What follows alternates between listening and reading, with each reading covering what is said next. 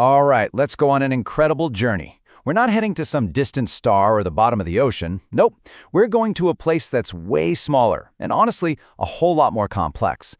The world inside just one of your cells. And you'll see, it's pretty much a tiny, bustling factory. First off, let's just try and wrap our heads around the numbers here. Every single one of us is made of roughly 37 trillion cells. Not million, not billion, trillion. And each one is its own little microscopic factory working 24/7 just to keep you going. It's absolutely mind-boggling. So, have you ever stopped to think about what's really going on inside just one of those little guys? I mean, what are the machines? Who's in charge? Well, let's step inside the factory gates and take a look around.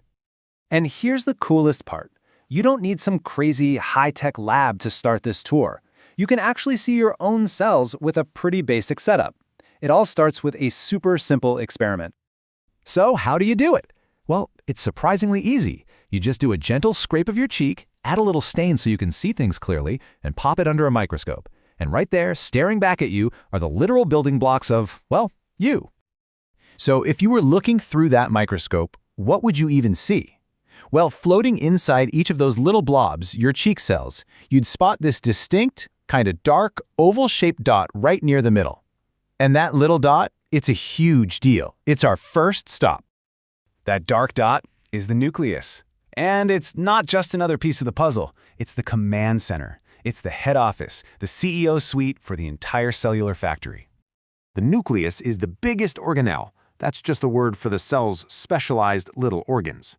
Its job is basically twofold. One, it holds all the genetic blueprints, your DNA, and two, it uses those blueprints to control literally everything the cell does. Yeah, calling it the cell's control room is honestly the perfect way to put it. It's the manager's office, the factory foreman, and the master computer all rolled into one. Every single order that goes out to the factory floor starts right here. But you know, we didn't always know this. When a guy named Robert Brown first spotted it way back in 1831, he named it the nucleus, but he had no clue what it did. For a while, scientists even had this wild theory that it was a cytoblast, like a seed that new cells grew from. It took a long time to figure out its true role as the cell's ultimate regulator.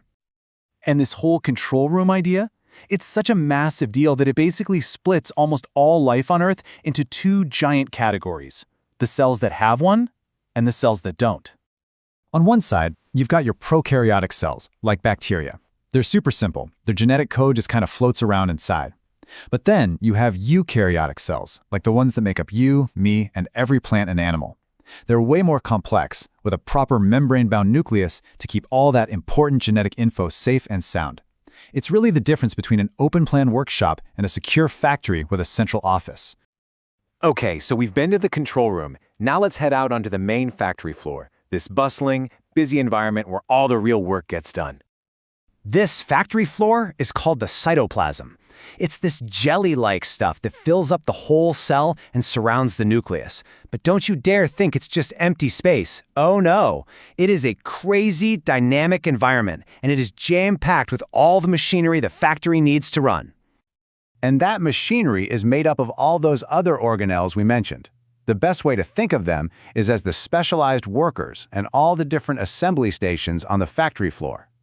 Each one has a very specific job to do, and they all have to work together perfectly. So, let's zoom in on a couple of really crucial departments in our factory, the building and shipping departments. These are run by two key players, the ER and the Golgi body. First up, let's meet the endoplasmic reticulum, or just the ER for short. This thing is a massive, winding network of membranes. It's basically the cell's main assembly line and its internal highway system all in one, moving materials all over the cytoplasm. Now this assembly line has two different sections. You've got the rough ER, and it's called rough because it's literally covered in these tiny little dots called ribosomes. Its job? Building proteins. Then you have the smooth ER, which, you guessed it, doesn't have ribosomes. Its job is totally different. It makes fats and lipids. Two assembly lines for two different products. But once you've made all these proteins and fats, you can't just leave them lying around on the factory floor, right? They need to be packaged up and shipped out. And that is the job of the Golgi body. Seriously, think of the Golgi as the cell's very own FedEx or Amazon fulfillment center. It gets the raw products from the ER assembly line, and then it modifies them, sorts them, and packs them into these little transport bubbles called vesicles. Then it ships these packages off to wherever they need to go, either inside the cell or even outside of it. It's an unbelievably efficient system. So let's just step back for a second and take this all in. We've gone from the central command of the nucleus out to the bustling factory floor of the cytoplasm and checked out the assembly and shipping lines of the ER and Golgi. It's a ridiculously complex and perfectly coordinated system.